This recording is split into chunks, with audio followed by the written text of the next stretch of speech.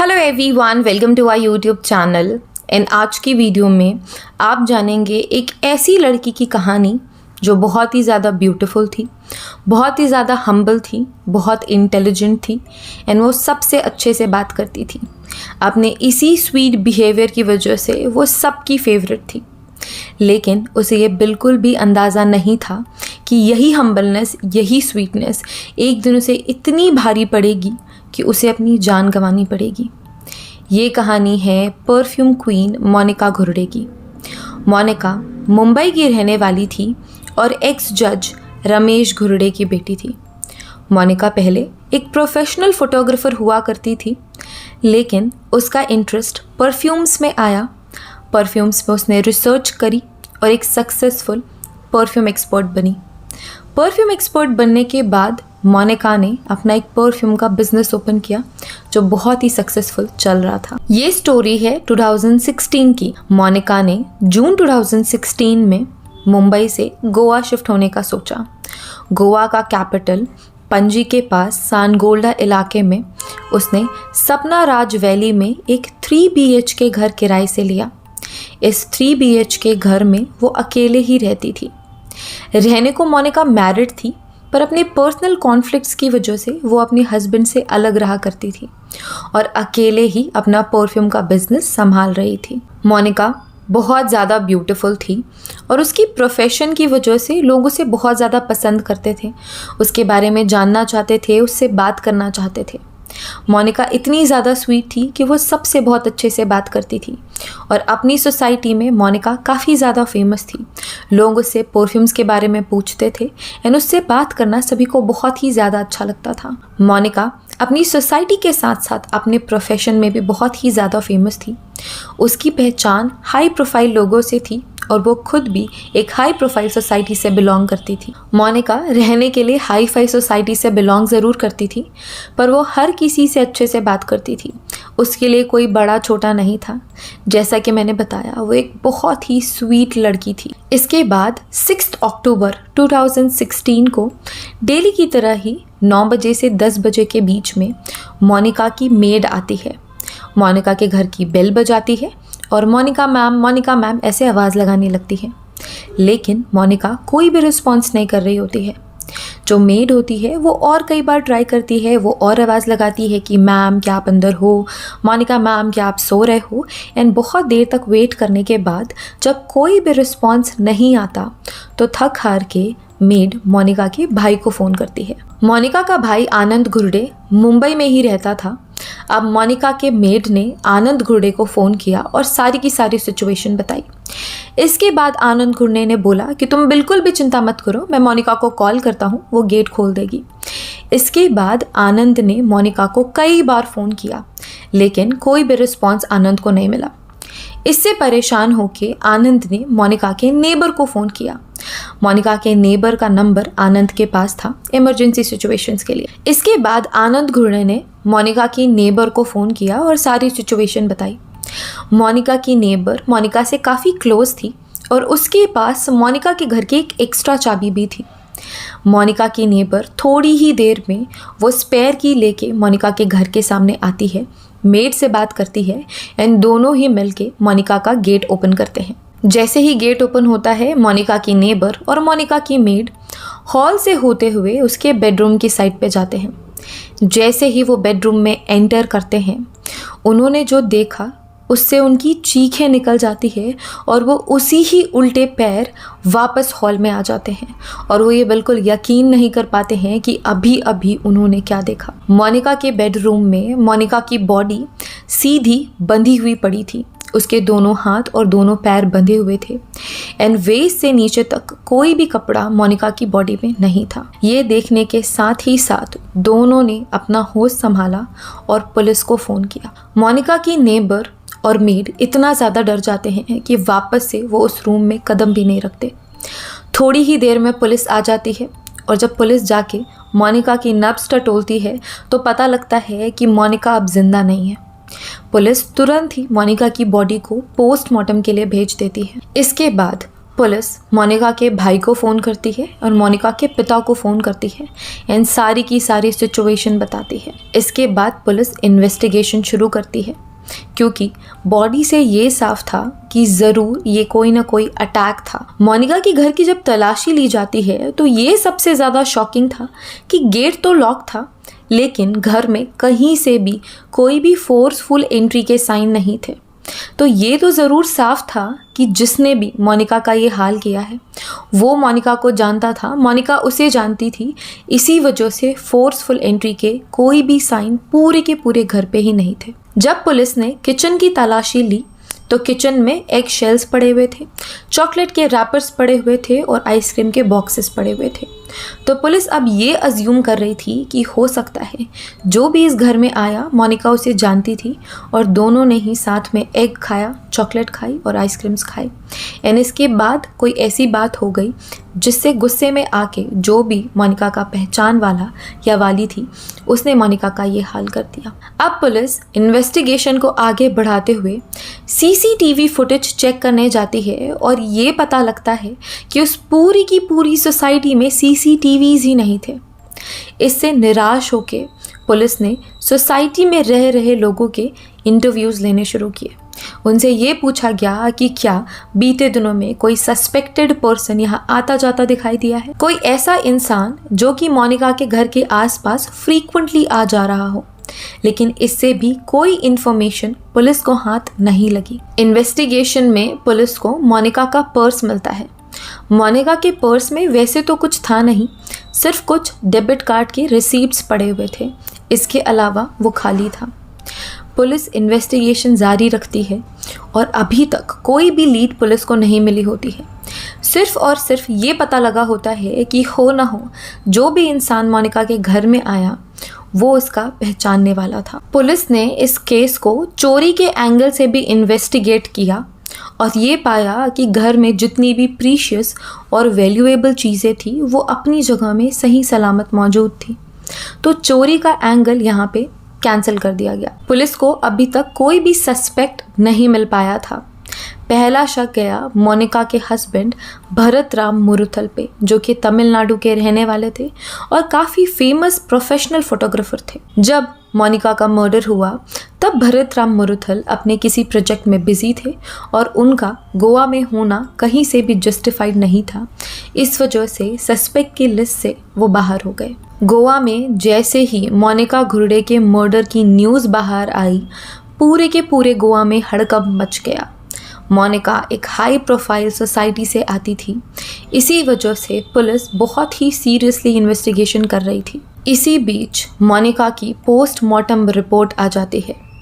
Postmortem report में ये साफ हो जाता है कि मोनिका की डेथ एस्फिक्सिया यानी कि दम घुटने की वजह से हुई है। और पोस्टमार्टम रिपोर्ट से ये भी पता लगता है कि डेथ के पहले मोनिका का रेप भी किया गया था। पुलिस मोनिका के दुश्मनों की जानकारी जुटाने लगती है, लेकिन मोनिका का कोई भी दुश्मन नहीं था।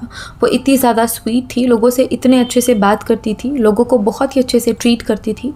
कोई भी उससे परेशान नहीं था और ना ही किसी की उससे कहा सुनी हुई थी। पुलिस को अभी तक इस केस में कोई लीड नहीं मिली थी। अचानक से पुलिस वालों को याद आता है कि जब घर की तलाशी ली गई थी तो मोनिका का पर्स मिला था। मोनिका के पर्स में डेबिट कार्ड के रिसीप्ट्स तो मिले थे पर कोई भी डेबिट कार्ड नहीं मिला था। तो इस डेबिट कार्ड के रिसीप्ट को लेके पुलिस बैंक जाती है एंड मोनिका के अकाउंट की ट्रांजैक्शन डिटेल्स मांगती है। ट्रांजैक्शन डिटेल्स पुलिस को दे दी जाती हैं एंड पुलिस को इस केस में अपना सबसे पहला और बहुत बड़ी लीड मिलती है। अब पुलिस इस एटीएम पे फोकस करने लग जाती है और इस एटीएम की सीसीटीवी फुटेज भी मंगा ली जाती है। अब मोनिका के डेबिट कार्ड से पैसे निकालने वाला पुलिस वालों के नज़रों के सामने था। सीसीटीवी फुटेज में बिल्कुल क्लियर था कि एक आदमी मोनिका का डेबिट कार्ड लेकर आता है, पैसे निकाल के चला जाता है। पुलिस इसकी फ़ोटोग्राफ्स लेकर सपना राज वैली मतलब कि मोनिका घुर्डे की सोसाइटी में जाती है एंड वहाँ लोगों को फ़ोटोग्राफ दिखाकर पूछती है कि क्या आप इस व्यक्ति को जानते हैं। सोसाइटी के लोग एक झलक में ही इस आदमी को पहचान जाते हैं और बताते हैं कि ये आदमी इस सोसाइटी का पुराना गार्ड है। पिछले महीने ही इसे चोरी के इल्जाम से इसकी जॉब से निकाल दिया गया था। सोसाइटी वालों ने बताया इस गार्ड का नाम राजकुमार था। जब पुलिस ने राजकुमार की इंफॉर्मेशन निकाली तो ये पता लगा कि राजकुमार भटिंडा का रहने वाला है और वह यहाँ पे गार्ड की नौकरी करता था। उसके ऊपर बहुत सारे छोटे मोटे चोरी के इल्ज़ाम थे। भटिंडा में भी कुछ चोरी के इल्ज़ाम थे और यहाँ पे भी कुछ चोरी के इल्ज़ाम थे। अब पुलिस वालों को मोनिका घुर्डे केस में प्राइम सस्पेक्ट मिल चुका था, लेकिन प्रॉब्लम ये थी कि ये राजकुमार अभी कहाँ है और क्या कर रहा है इसकी जानकारी पुलिस वालों को नहीं थी। इसीलिए पुलिस वाले अब नेक्स्ट ट्रांजैक्शन का वेट करने लगते हैं। इसके कुछ ही समय बाद पुलिस का इंतज़ार ख़त्म होता है और मोनिका घुर्डे के कार्ड से एक और ट्रांजैक्शन की जाती है जिसकी लोकेशन बेंगलोर थी। राजकुमार ने बेंगलोर के एक एटीएम से मोनिका के कार्ड से पैसे निकाले होते हैं। गोवा पुलिस टाइम वेस्ट ना करते हुए तुरंत ही कर्नाटका पुलिस बेंगलोर को कांटेक्ट करती है और सारी इन्फॉर्मेशन शेयर करती है। बेंगलोर की पुलिस उस एटीएम पे जाती है और वहाँ की सीसीटीवी फुटेज निकालती है। ये कंफर्म हो जाता है कि उस सीसीटीवी फुटेज में भी पैसे निकालने वाला राजकुमार ही था। अब पुलिस वालों ने एक बहुत ही इम्पॉर्टेंट स्टेप यहाँ पे लिया। जिस जगह पे एटीएम था वहाँ आसपास बहुत सारे रहने के लिए लॉज एंड होटल थे।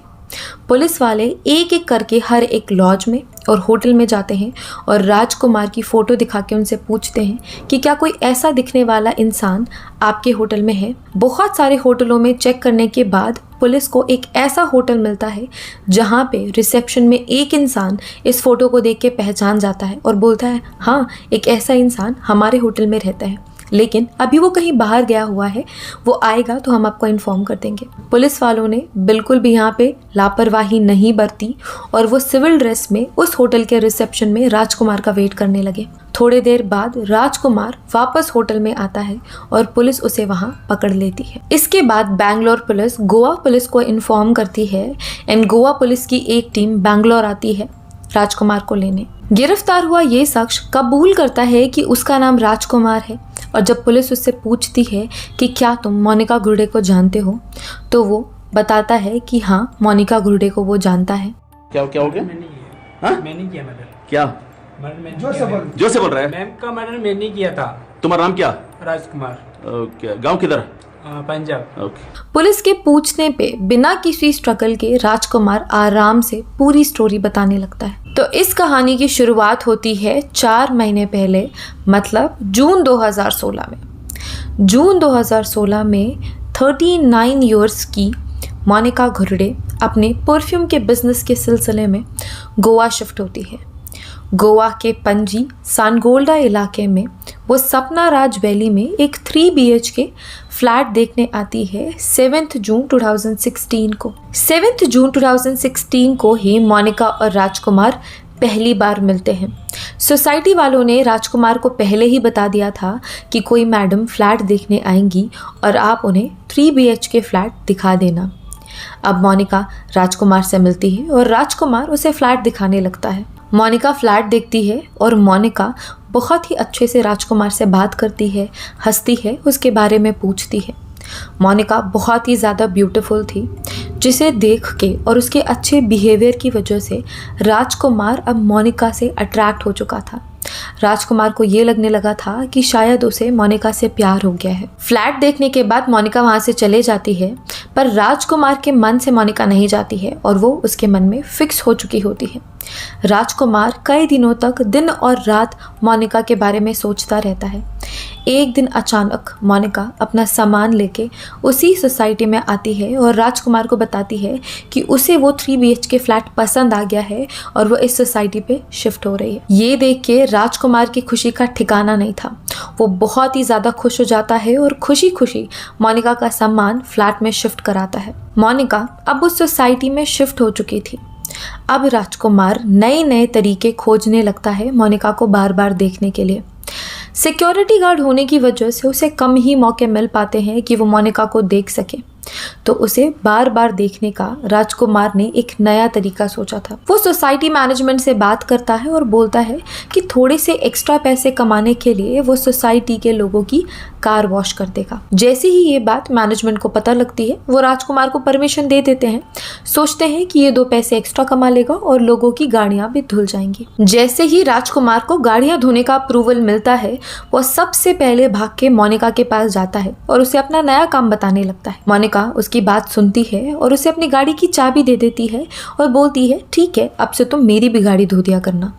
राजकुमार बहुत ही खुश हो जाता है और अब वो मोनिका की गाड़ी साफ करने लगता है। जब वो मोनिका की गाड़ी साफ करता तो चाबी लेने और देने के बहाने उसका आना जाना अब मोनिका के फ्लैट में होने लगा था। जब वो चाबी लेने आता और देने आता तो उसके घर में वो नजरें घुमा लेता और देख लेता कि मोनिका मैडम के घर में क्या क्या चीजें हैं। कुछ दिनों तक ये सिलसिला यूं ही चलता रहा। राजकुमार खुश था, मोनिका की गाड़ी धुल रही थी, सोसाइटी में सारी चीजें अंडर कंट्रोल थी। लेकिन अब इस कहानी में एक बहुत ही बड़ा ट्विस्ट आने वाला था। इस कार धोने की काम की वजह से ही अब राजकुमार की जॉब जाने वाली थी। हुआ यूं कि एक दिन मोनिका ने अपना अम्ब्रेला, मतलब कि अपना छाता, अपनी गाड़ी में रखा था और इसके बाद मोनिका का छाता गायब हो जाता है। मोनिका राजकुमार से पूछती है कि क्या तुमने मेरी गाड़ी में छाता देखा है? मैंने आखिरी बार इसमें ही रखा था। राजकुमार मना कर देता है। अब इसके बाद मोनिका सोसाइटी मैनेजमेंट से चोरी की कंप्लेन कर देती है। पिछले कुछ टाइम पे छोटी मोटी चोरियों की कंप्लेन आ रही थी।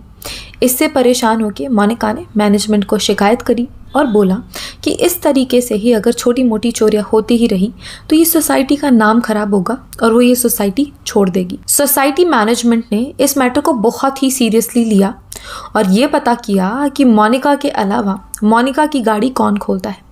तो राजकुमार के अलावा कोई भी ऐसा व्यक्ति नहीं था जो मोनिका की कार की चाबी रखता हो और मोनिका की गाड़ी खोल सकता हो। इसके बाद राजकुमार से पूछताछ होती है। राजकुमार मना कर देता है कि उसे कोई भी जानकारी नहीं है। इसके बाद सोसाइटी मैनेजमेंट गार्ड रूम की तलाशी लेते हैं। अनफॉर्चुनेटली मोनिका का छाता गार्ड रूम से मिल जाता है और ये प्रूव हो जाता है कि मोनिका का छाता राजकुमार ने ही चुराया है। राजकुमार की चोरी पकड़ी जाती है और 22 जुलाई 2016 को राजकुमार को नौकरी से निकाल दिया जाता है। इससे राजकुमार बहुत परेशान होता है और राजकुमार की बहुत इंसल्ट होती है। राजकुमार सोचता है कि उसने मोनिका मैम से इतने अच्छे से बात करी, इतना प्यार किया, लेकिन मोनिका ने उसे जॉब से निकलवा दिया। राजकुमार के मन में मोनिका ही रीज़न थी कि उसकी नौकरी चली गई। इस इंसल्ट के बाद राजकुमार सपना राज वैली से चला जाता है और गोवा के ही एक पोंडा नाम के इलाके में मजदूरी करने लगता है। राजकुमार को ये मजदूरी पसंद नहीं आती है। इसी वजह से 2 बार वो मोनिका से मिलने जाता है, उससे रिक्वेस्ट करता है कि मैडम प्लीज़ आप सोसाइटी वालों से बात कीजिए, मेरी जॉब वापस लगवा दीजिए, मैं आगे कभी भी इस तरीके से किसी का सामान नहीं लूँगा। लेकिन मोनिका उसकी कोई भी बात नहीं सुनती है और उसे कह देती है कि मैं किसी भी तरीके की कोई बात आपके लिए नहीं करूँगी, प्लीज़ मुझे माफ़ कीजिए और आप यहाँ से जाइए। उसके इस बिहेवियर से राजकुमार के मन में मोनिका के लिए नफरत बढ़ती जाती है। कुछ टाइम गोवा में ही मजदूरी करने के बाद राजकुमार गोवा छोड़ देता है और काम की तलाश में वो चेन्नई चला जाता है। चेन्नई से वो मुंबई जाता है और वहाँ पे उसे सिर्फ और सिर्फ मजदूरी का काम ही मिल रहा था और वो मजदूरी करके अपने दिन काट रहा था। इसके बाद 2 अक्टूबर 2016 को राजकुमार वापस गोवा आता है, लेकिन इस बार गोवा वो जॉब खोजने के लिए नहीं आया था। वो गोवा आया था एक प्लान के साथ। वो प्लान था मोनिका को सबक सिखाना और उससे बदला लेना। इन बीते 2-3 महीनों में राजकुमार की दिल की नफरत कम होने की बजाय मोनिका के लिए बढ़ती रही और अब वो मोनिका को सबक सिखाना चाहता था। इसके बाद 3 अक्टूबर को राजकुमार सपना राज वैली आता है, जहां उसने गार्ड की नौकरी करी थी और मोनिका वहां रहती थी। राजकुमार मेन गेट से उस बिल्डिंग तक जाता है जहां पे मोनिका रहती थी। पार्किंग में वो देखता है कि मोनिका की गाड़ी नहीं है, तो वो ये समझ जाता है कि मोनिका अभी अपने घर में नहीं है। राजकुमार ने इस सोसाइटी में गार्ड की नौकरी की थी और वो इस सोसाइटी के चप्पे चप्पे से वाकिफ़ था। मोनिका के ना मिलने के बावजूद भी वो इस सोसाइटी से वापस नहीं गया। उसने ये सोचा कि वो यहीं रुकेगा और मोनिका को सबक सिखा के ही यहाँ से जाएगा। लोगों की नज़रों से बचते बचाते राजकुमार मोनिका के बिल्डिंग के टेरेस पे जाता है। ये उसके लिए बहुत ही ईजी था क्योंकि उसे सारे रास्ते मालूम थे। उसे ये भी पता था कि टेरेस में कोई भी आता जाता नहीं है और वो वहीं पे ही रुक के मोनिका का इंतज़ार करता है। बीच बीच में वो टेरेस से पार्किंग तक आता था और चेक करता था कि मोनिका वापस आ गई है या नहीं। गाड़ी नहीं मिलती थी और वो वापस से टेरेस चला जाता था। पूरा का पूरा 3 अक्टूबर इसी सिलसिले में बीत गया और मोनिका 3 अक्टूबर को घर आई ही नहीं। इसके बाद आता है 4 अक्टूबर। 4 अक्टूबर भी इसी तरह चले जाता है, मोनिका अपने घर नहीं आती है। अब 5 अक्टूबर को राजकुमार को टेरेस में पूरे के पूरे 2 दिन हो चुके थे। वो बिना खाना और बिना पानी के यूं ही मोनिका का इंतज़ार टेरेस पे कर रहा था। इन 2 दिनों में कई बार राजकुमार को ऐसे भी ख्याल आए कि वो वहाँ से चला जाए, लेकिन अगर वो वहाँ से चला जाता तो मुझे ये वीडियो आज बनानी नहीं पड़ती। मोनिका से बदला लेने की सनक में राजकुमार 48 घंटे से ज़्यादा भूखे प्यासे टेरेस पे पड़ा हुआ था और वो सिर्फ और सिर्फ मोनिका का इंतज़ार कर रहा था। 5 अक्टूबर 2016 को 3 से 3:30 बजे के करीब राजकुमार छत से नीचे आता है और मोनिका की गाड़ी उसे दिखती है। उसका इंतज़ार अब ख़त्म हो चुका था क्योंकि मोनिका घर आ चुकी थी। वो वापस से टेरेस चला जाता है और अंधेरा होने का वेट करता है। 6:30 बजे के करीब जब अंधेरा हो चुका था, राजकुमार नीचे आता है। मोनिका का गेट खटखटाता है। जैसे ही मोनिका पूछती है कि कौन है, तो कहता है कि वो सिक्योरिटी सुपरवाइज़र है। ये सुन के मोनिका गेट खोल देती है। जैसे ही मोनिका गेट खोलती है, राजकुमार जोर से गेट को धक्का देता है और घर के अंदर आ जाता है एंड बड़ी ही तेज़ी से गेट लॉक कर देता है। जैसे ही मोनिका राजकुमार को देखती है और कुछ समझ पाती है, तब तक राजकुमार अपने पॉकेट से एक चाकू निकाल लेता है और धमकी देता है कि अगर तुमने ज़रा सी भी आवाज़ करी तो तुम्हें मैं जान से मार दूंगा। इसके बावजूद भी मोनिका ज़ोर ज़ोर से चिल्लाने लगती है। इससे परेशान होकर राजकुमार मोनिका को पकड़ लेता है, उसे उसके बेडरूम लेके जाता है और उसे बांध देता है। अब राजकुमार मोनिका से पैसे मांगता है। मोनिका अब तक बहुत ज़्यादा डर चुकी थी, इस वजह से वो फटाफट से पैसों का पता बता देती है। ये बताती है कि पर्स कहाँ पे रखा है। राजकुमार वो पर्स उठा के लाता है और उस पर्स में सिर्फ और सिर्फ 4000 रुपये ही होते हैं। राजकुमार कहता है कि 4000 रुपये बहुत ही कम है, उसे और पैसे चाहिए। मोनिका कहती है कि अभी उसके पास सिर्फ इतने ही पैसे हैं। राजकुमार उसे जान से मारने की धमकी देता है, जिससे डर के मोनिका कहती है कि मेरे बैग में ATM कार्ड भी रखा हुआ है, तुम वो ले लो। राजकुमार कहता है कि उसे ATM कार्ड चलाना नहीं आता। मोनिका उसे step by step ATM card चलाना सिखाती है कि कैसे कोई ATM में जाता है, पिन डालता है, लैंग्वेज चूज़ करता है और जितने पैसे चाहिए होते हैं वो उसे दबाता है और उसे पैसे मिल जाते हैं। ये सारा का सारा प्रोसीजर मोनिका इस डर में बताती है कि पैसे मिलते ही राजकुमार वहाँ से चला जाएगा, लेकिन ऐसा नहीं होता है। अब राजकुमार को सब कुछ समझ आ चुका था। इसके बाद भी राजकुमार वहाँ से गया नहीं। वो मोनिका के मुंह में खूब सारे कपड़े ठूसता है, उसके चारों हाथ पैर बांध देता है ताकि वो चिल्ला ना सके और कहीं भाग ना सके। इसके बाद आराम से किचन में आता है। किचन में उसे अंडे दिखते हैं, चॉकलेट्स मिलते हैं और आइसक्रीम्स मिलती हैं। वो सबसे पहले अंडे उबालता है, उन्हें खाता है, फ्रिज से चॉकलेट और आइसक्रीम निकाल के खाता है। राजकुमार अपना खाना पीना बड़े ही आराम से निपटाता है। उसे पता था कि मोनिका अकेले ही रहती है और उसे कोई डर नहीं था कि मोनिका से मिलने कोई आ जाएगा।